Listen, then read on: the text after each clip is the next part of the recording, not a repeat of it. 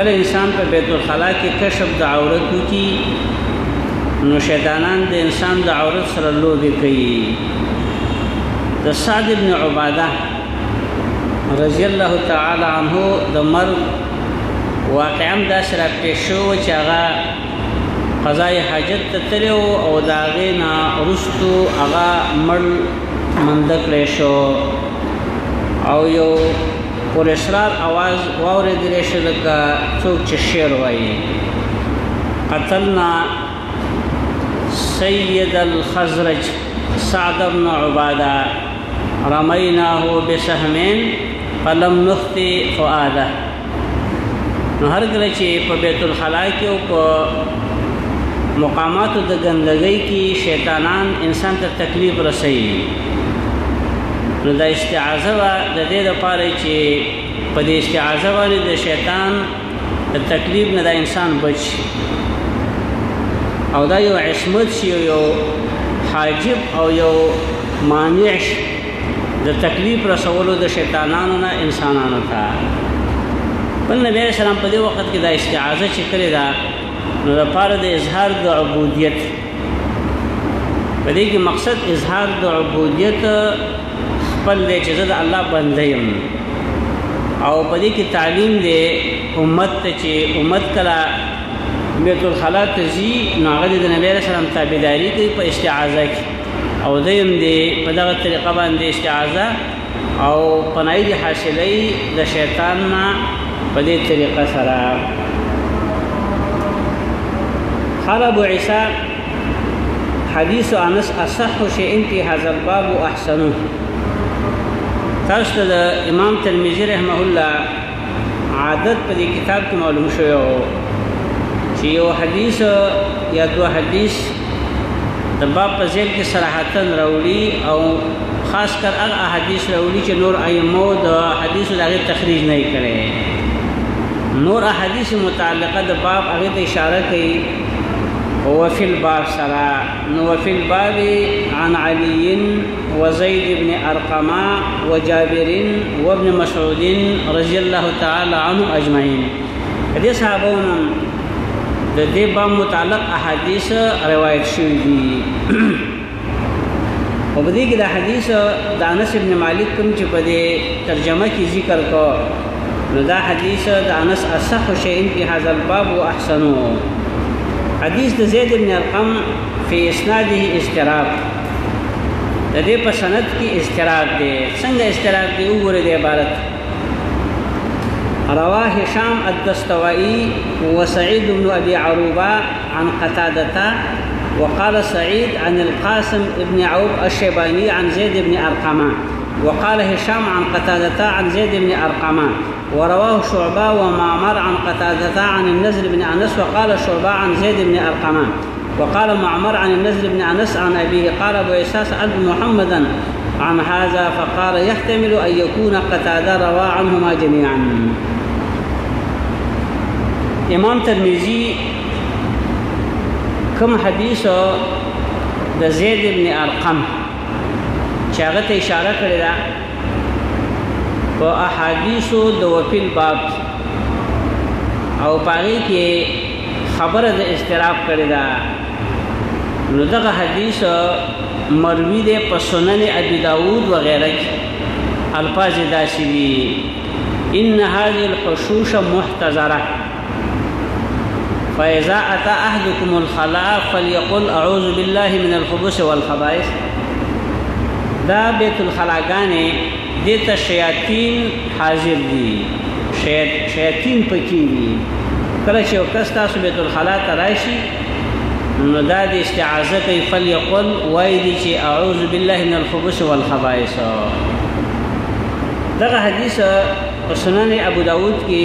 مروي دی او بیا امام ترمذی وایي چې د په اسناد کې سره اضطراب دی او بیا د دفع د اضطراب لپاره د خپل استاد امام بخاری رحمه الله نه تپوس کړی دی چې دا اضطراب په دې حدیث کې څنګه دفع کیږي. نو امام بخاری رحمه الله ورته په جواب کې داسې ویلي دي: يحتمل ان يكون قتاده روى عنهما جميعا. تاسو دې کې په دې خبره باندې ځان پوهه کوي چې اضطراب په حدیث کې څه ته وایي؟ نو اضطراب مصدر د باب افتعال نه. د اضطراب خپل اصلي معنا د الحرکه،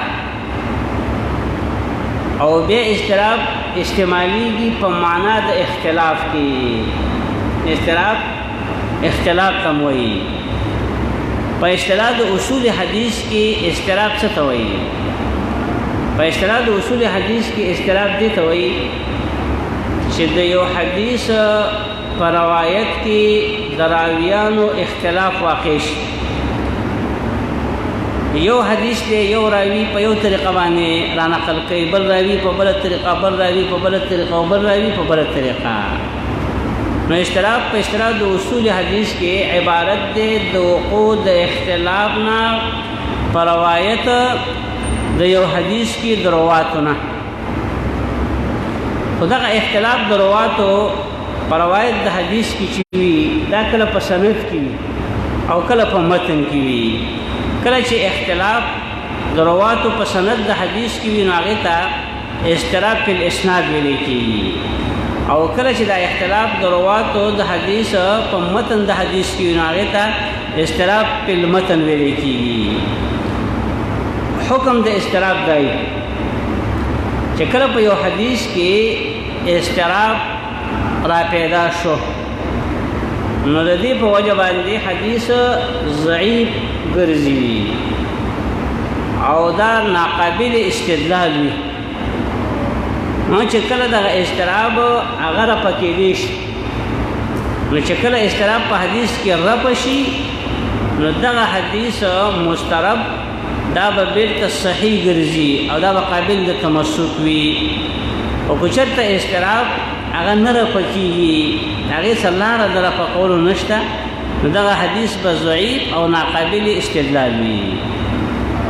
په یو حدیث کې چې اضطراب راغی، د هغې د رفع او د دفع دو صورتونه وي. یو صورت د دفع او د رفع د اضطراب دا وي چې د هغه طرق مختلفو او د روایاتو وکړی شي. دویم طریقه د رفع د اضطراب هغه دی چې یو روایت په دغه روایاتو مختلفو کې هغه صحیح یا راجح قرار شي. یو پکې صحیح دی یا راجح دی. د دې نه اخوا نور روایتونه چې کوم دي، نو هغه غلط یا مرجوح قرار شي. نو په دې طریقه سره به اضطراب په حدیث کې د رواتو د نورو احادیث او یا ترجیح یو روایت له ورکړلی شي د وجې د طول د صحبت نه د شیخ سره. چېرې د دې راوي چې دی دا طویل صحبت دی د خپل شیخ مروي عنه سره، نو په دې سره هم دا ترجیح یو روایت له ورکول صحیح دی او په دې سره به هم اضطراب دفع کېږي. دغه د اضطراب لغوي او اصطلاحي معنا او د هغې حکم او د هغې دفع د هغې دو صورتونه. دې کې کم اضطراب چې امام ترمذي رحمه الله په حدیث د زید بن ارقم کې هغه بیان کړی دی، نو د دې د پیژندل نه مخکې تاسو دا خبره لږه وپېژنئ چې دا حدیث په څلورو طریقو باندې په څلورو سندونو باندې را نقل شوی دی، او هر یو طریقه هر یو روایت هغه د بلې طریقې نه سره مختلف دی. دا طرق د دې حدیث چې دي که نه څلور، دا د یو بل نه مختلف دي. خو دا څلور واړه طرق د دې حدیث چې وګورئ، په دې کې مدار د اسناد، مخرج د اسناد چې دی، نو هغه قتاده دی. ځکه دا ټول سندونه هغه جمع کېږي په قتاده باندې. نو قتاده په دې څلور واړه روایتونو کې دا مدار د اسناد دی او دا مخرج د اسناد دی. څلور شاګردان د قتاده دي، هغه روایت د قتاده رضی الله تعالی عنه نه کوي، او دا څلور واړه طریقې د یو بل نه سري مختلفې. هغه دا چې د قتاده یو شاګرد دی هشام الدستوائي، دا ځان سره کولی کوي اشه وایي نه کېږي ښه. یو شاګرد د قتاده سره هشام الدستوائي، دویم شاگرد د قتاده دی سعید بن ابي عروبه، دریم شاگرد د قتاده دی شعبه، څلورم شاگرد دی د قتاده معمر. طریقه او سند د هشام الدستوائي داسې دی چې هشام الدستوائي عن قتاده عن زید بن ارقمه. دا ځان سره ولیکئ، دا اوله طریقه ده.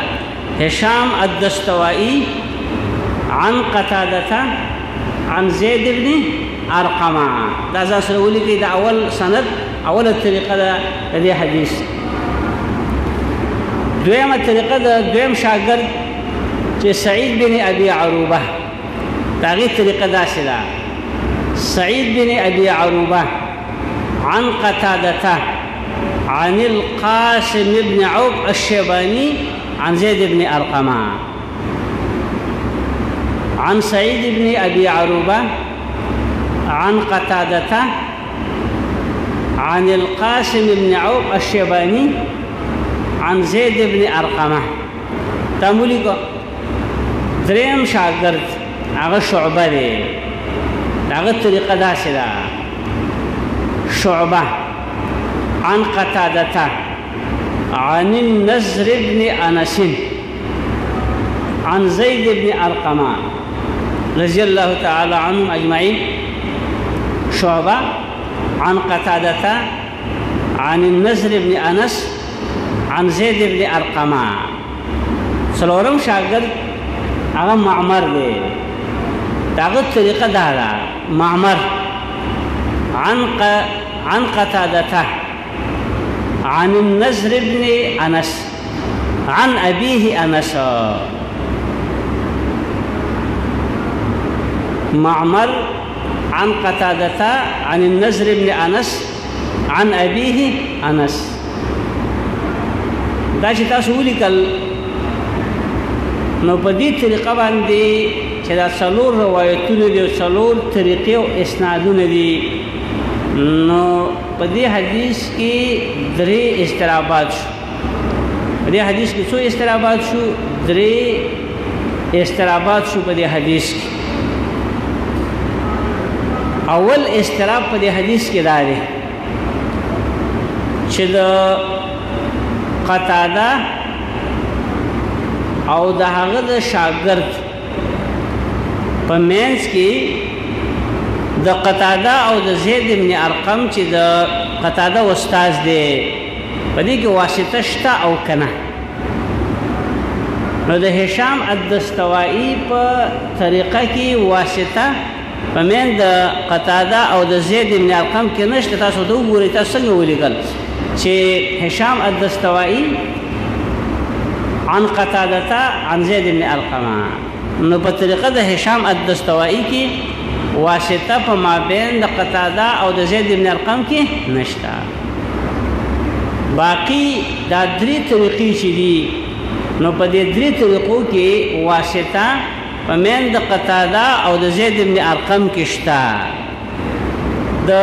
سعید په طریقه کې واسطه قاسم دی او په طریقه د معمر او د شعبه کې واسطه نصر بن انس دی. نو په دې درې واړو کې واسطه شته او د یو د هشام الدستوائي په طریقه کې واسطه هغه نشته. دویم استراب په دې سند د حدیث کې هغه دا دی چې واسطه په دې درې روایتونو کې په مین د قتاده او د زید بن ارقم کې شته. نو هغه واسطه څوک دی؟ نو د سعید بن ابي عروبه په طریقه کې واسطه قاسم بن عوف الشيباني دی. تاسو لیکل کړه چې عن سعید بن ابي عروبه عن قتاده عن القاسم بن عوف الشيباني عن زید بن ارقمه. واسطه به څوک دی؟ قاسم. او په طریقه د شعبه او په طریقه د معمر کې واسطه هغه نصر ابن انس دی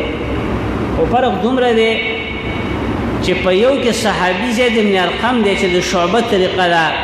شعبه عن قتاده عن النصر ابن انس عن زید ابن ارقم او د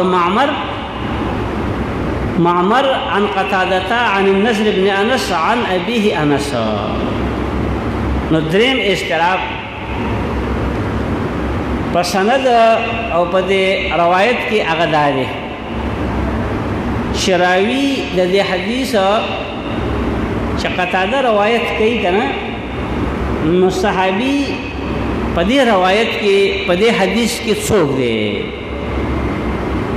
نو کستاسو خیلی د معمر په طریقه کې صحابي هغه انس رضی الله تعالی عنه دی عن ابيه راغلی کنه چې هغه انس دی او په نور درې طریقو کې صحابي چې دی چې د نبی رسول الله نه روایت کوي او به دې ته روایت کوي دا غنه هغه زید ابن ارقم دی نو درې استرابات رال په دې روایت کې اول استراب د واسطه چې واسطه شته یا نه دویم استراب چې واسطه شته واسطه څوک ده آیا قاسم دی او که نصر ابن انس دریم استراب دا دی چې صحابي هغه څوک دی آیا زید ابن ارقم دی او که انس رضی الله تعالی عنهما دی کله چې دا حدیث د امام ترمذی مخه تراغه او استراب ته پکې معلوم شو نو د خپل استاد امام بخاری رحمه الله نه د دې استراب د حل او د دپې د پاره تاسو کو چې دغه خدای حدیث کو استراب دی سألت محمدا عن هذا ناغو ته په جواب کې دا شی ویل چې يحتمل ان يكون قتاده روى عنهما جميعا دا خبره واضحه ده چې د امام بخاری رحمه الله مقصد د خپل قول نه په جواب د تپوس د خپل شاګرد امام ترمذی کې هغه دفع د استرابات ده د سند د حدیث نه خود په دې قول د امام بخاری او په دې جواب د امام بخاری باندې کم استراب هغه د پکی او څنګه د پکی کم استراب د پکی او صدر قبانه استراب د پکی چې دا حدیث دا صحیح شي او قابل د تمسک او د استدلال شي امام ترمذی شاګرد دی هغه ته رفع د استراب پکې معلومه نشوه استراب ته پکې مخه تراغه نو خپل استاد ته مراجعه وکړه امام بخاری ته چې ماته د استراب دبو کنو هغه دا قول او دا جواب وکړي چې يحتمل ان قتاده روى عنهما جميعا نو دې قول امام بخاری رحمه الله مقصد هغه کوشش دی د دپې د استراباتو په روایت د حدیث کې خو کم استراب پیدا پکې یو څنګه پیدا پکې د دې وجنا علما هغه په تشریح د دپې د استراباتو د دې روایت کې حیران او پریشان او دا غي وجه دا چې تشریح د دفع د استراباتو په دې روایت کې هغه بنا ده چې دا عنهما ضمیر چا تراجه دی ځکه هغه دا شویل کنه يحتمل ان يكون قتاده روى عنهما جميعا دا عنهما ضمیر چا تراجه دی دې مرجع معلومول پکار دي تا ته دا معلومه شي چې استراب څنګه د پښو کوم استراب پیدا پښو نو بعض محشیان راغلي دي او هغه توجیه د قول د امام بخاری رحمه الله د پاره د دپې د استراباتو په د روایت کې داسې کړی ده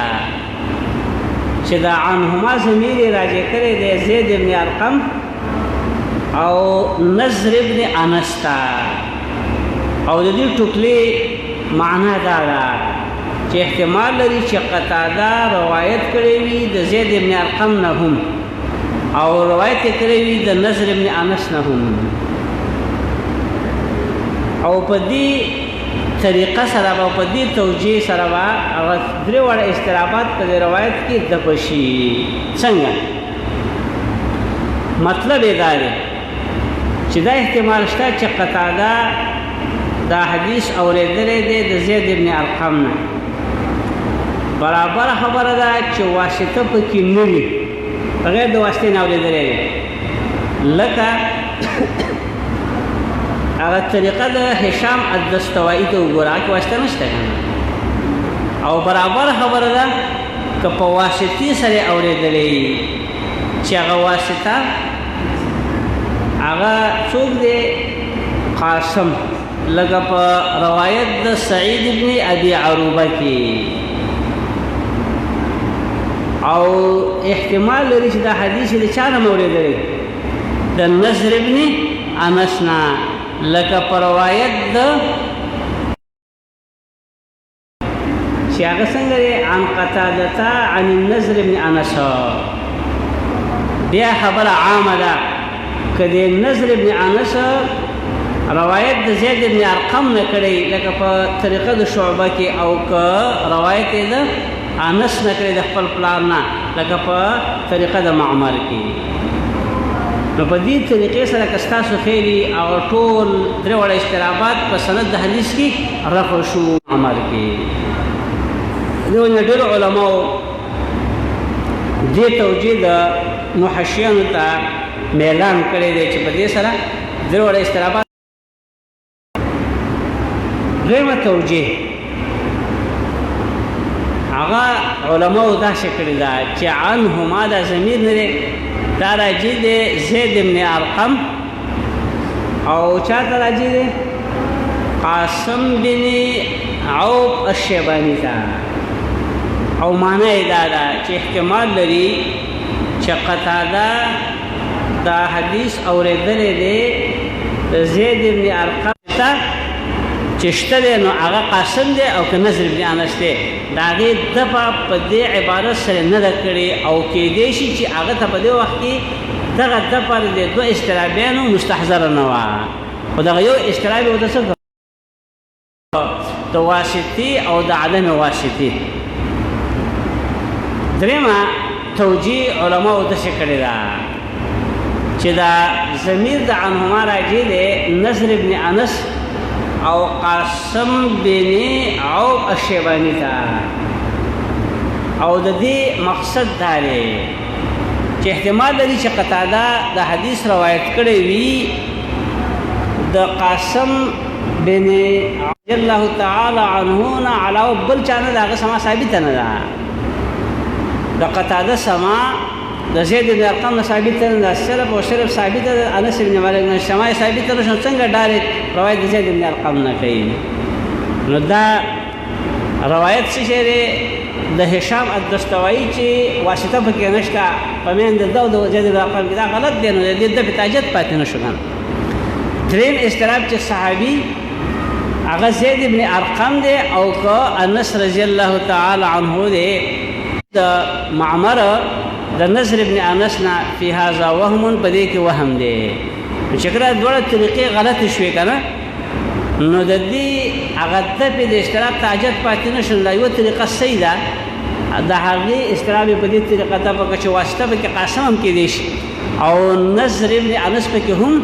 کېدی شي او صحابي صرف او صرف زید بن ارقم دی انس هو چې کومه طریقه کې صحابي ښودل شوی دا غلطه ده او کومه طریقه کې چې ډایرکټ قتاده سما د چا نه کړله زید بن ارقم نه دا طریقه هم غلطه ده ځکه د سما صرف د انس نه ثابته ده بل چا نه ده ثابته او علما وایي چې دا درېمه توجیه په قول د امام بخاري کې چې د جواب په موقع فرمایلی دی دا په ډېر اعتباراتو سره دا توجیه راجحه ده په هغه مخکې دوه توجیهانو باندې بیا چې کله سړی وګورو علماو محنت کړی دی نو علما وایي چې کله مونږه وکتل نو دغه حدیث د زید بن ارقم د قتاده رضی الله عنه چې کومه طریقه د شعبه ده نو په طریقه د شعبه کې شعبه دغه حدیث په دوه طریقو باندې نقل کړی دی شعبه د حدیث په دوه طریقو باندې را نقل کړی دی نو چې هغه دوه طریقې ستا مخې ته راشي او تی معلومې کړي نو تا ته پته ولګي چې دا درېمه توجیه متعینه ده دپاره د دفع د چا د اضطراب او هغه مخکې دوه استرابیل هغه د سره شته نه هغه روایتونه غلط دي. څنګه ابن حبان په خپل صحیح کې دا حدیث د شعبه په دوه طریقو باندې روایت کړی دی. یو طریقه هغه ده اخبرنا محمد بن اسحاق ابن سعيد السعدي قال حدثنا علي بن الخشرم قال انبأنا عيسى بن يونس عن شعبة عن قتادة عن القاسم بن عوف الشيباني. وګوره په دې کې قتاده په واسطه د قاسم باندې روایت د زید بن ارقم نو وکړه. نو بل طریقه هغه ده چې اخبرنا عمر بن محمد الهمداني قال حدثنا محمد ابن عبد الأعلى قال حدثنا خالد بن الحارث عن شعبة عن قتادة قال سمعت نضر بن أنس يحدث عن زيد بن أرقم. نقول دې کې په واسطه څوک راغله هغه نضر بن انس او په مخ کې دې کې واسطه څوک قاسم. په پته ولګیږي چې د شعبه او د سعید بن ابي عروبه د طریقو په منځ هیڅ منافات نشته، هیڅ اختلاف نشته. په دغه دوه طریقو سره د شارم نقل له د شعبه نقل له په خبره پېښ په دې کې دا توجیه ډېره مزیداره توجیه ده. او په دې کې نسبت د خطایي چاته وشو طریقې د هشام الدستوائي ده چې دا طریقه د هشام الدستوائي دا غلطه ده ځکه چې د قتاده سماع د انس رضی الله تعالی عنه نه علاوه د بل صحابي ثابت نه ده. نو څنګه بغیر د واسطې نه وایي چې هشام الدستوائي عن قتاده عن زید بن ارقم؟ دا ځکه غلطه ده چې کېدای شي چې قتاده دا حدیث مرسلا روایت کړی وي. دا حدیث قتاده مرسلا روایت کړی او دغه هشام الدستوائي مرسل اوریدلی دی او دغه طریقې سره نقل کړی دی چې هشام الدستوائي عن قتاده عن زید بن ارقم. خو بیا هم اختلاف دغه دی نو ځکه اند د فکر ځکه چې دا مرسل شو نو دا طریقه د هشام الدستوائي مرجوحه شو کنه شو او دغه نور طریقې چې دي هغه راجح شوې. نو دې طریقه تاسو ته معلومه شوه چې یو صورت د دفع د اختلاف دا چې یو طریقه راجحه قرار شي او هغه نور طریقې هغه مرجوحه قرار شي. نو بیا هم اختلاف څه کېږي دفع کېږي. نو په دغه طریقه د اختلاف دفع شو نو بیا دفع کول ته حاجت پاتې نه شو. په دې خبره تاسو پوه شئ. بیا دا بل روایت وګوره به قال حدثنا احمد بن عبدة الزبي قال حدثنا حماد بن زيد عن عبد العزيز بن صهيب عن انس بن مالك ان النبي صلى الله عليه وسلم كان اذا دخل الخلاء قال اللهم اني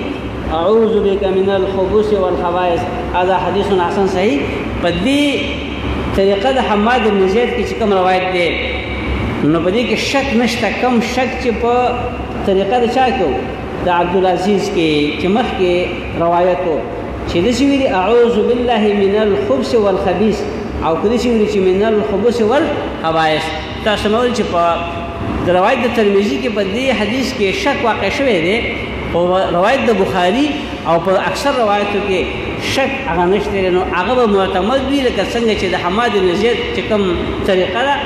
کم سند دی پاره کې به دغه شک نشته. دغه الفاظ کې متعین او متيقن دي چې اللهم اني اعوذ بك من الخبث والخبائث. خو بیا تاسو ما ویل چې په روایت دا حدیث په روایت د عمری هغه وارد دی په دې الفاظو چې اذا دخلتم الخلاء فقولوا بسم الله واعوذ بك یا اعوذ بالله من الخبث والخبائث. نو دا بسم الله بم په وخت د دخول بیت الخلاء کې وای او استعاذہ بم کوي. نو ځکه مونږ وی چې په آدابو د قضای حاجت نه غدا دی چې التسمیه والتعوذ عند في الدخول الى بيت الخلاء. دې بل بس ته